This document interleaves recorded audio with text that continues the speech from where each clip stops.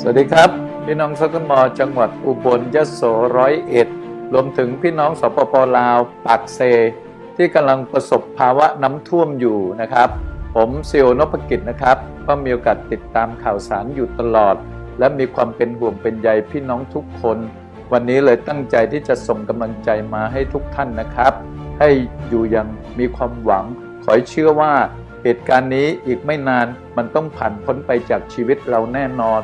ขอให้ดูแลความปลอดภัยดูแลสุขภาพของตัวเองแล้วรักษากำลังใจไว้นะครับพี่น้องของพวกเรา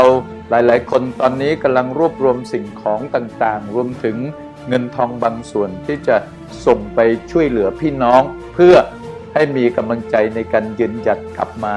สู้ชีวิตในภาวะปกติเพื่อสร้างความสำเร็จด้วยกันไปกับ Success More เรามีเราเสมอนะครับพี่น้องครับสวัสดีครับ